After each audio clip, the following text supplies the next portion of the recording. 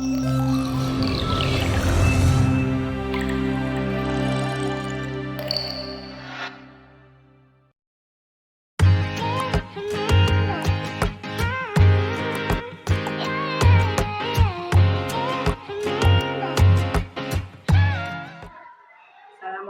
warahmatullahi wabarakatuh. Salam dan bahagia. Video berikut ini merupakan praktik baik coaching untuk supervisi akademik. Dalam kegiatan supervisi ini nantinya terdiri atas 3 tahapan. Yang pertama yaitu pra-observasi, kemudian yang kedua observasi, dan yang ketiga pasca observasi. Pada kesempatan yang pertama yang merupakan coaching untuk pra-observasi, dalam hal ini saya akan meng-coaching rekan sejawat saya yaitu Ibu Sulis. Monggo Ibu Sulis untuk memperkenalkan diri.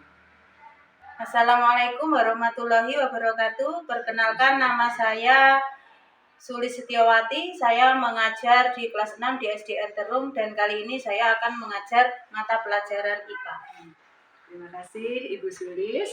Apakah Ibu Sulis sudah siap dan ada waktu? Oke, saya kebetulan ini jam kosong. Terima kasih. Jadi di sini nanti saya akan ngobrol dengan panjenengan untuk melakukan kegiatan supervisi. Tetapi sebelumnya, sebelum observasi atau kunjungan kelas, mungkin langkah pertama yaitu pra-observasi akan kita lakukan.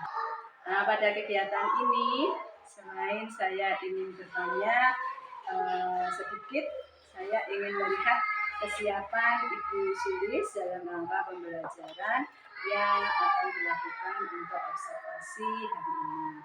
Tujuannya di sini saya ingin membantu Bu Sulis dalam menggali potensi yang ada dalam diri Bu Sulis dan tentunya juga siswa yang ingin mencapai kompetensi pembelajaran IPS.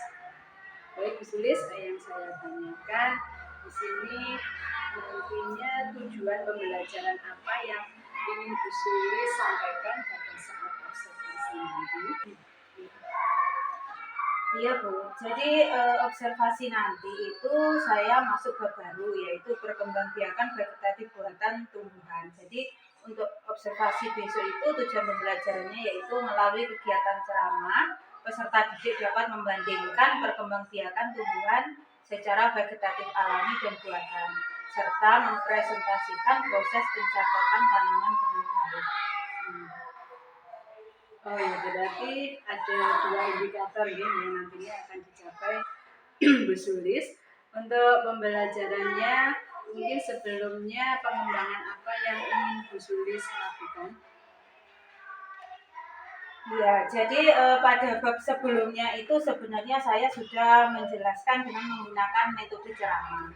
Nah, saya pikir dengan metode ceramah itu dapat membantu siswa memahami materi lebih baik. Nah, tapi ternyata saat setelah itu ada ulangan harian, nilai siswa itu yang di atas KKM itu masih sedikit. Jadi masih banyak yang di bawah KKM.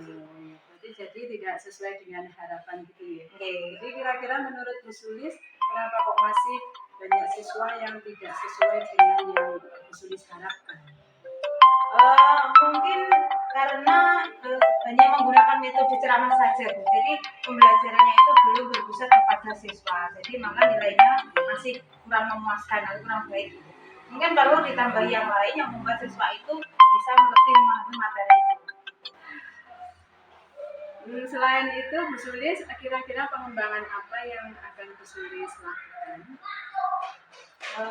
Nah itulah, jadi nanti ketika saya menggunakan metode ceramah, ya, ternyata hasilnya itu kurang maksimal. Jadi saya berpikir saya ingin siswa yang mungkin yang kinestetik itu dapat mempraktekkan cara mencapok dengan langsung. Jadi rencananya saya ingin membuat RPP yang berdiferensiasi. Jadi selain ceramah, saya juga ingin membuat siswa itu lebih memahami cara mencapok dengan benar dengan cara mempraktekannya secara langsung.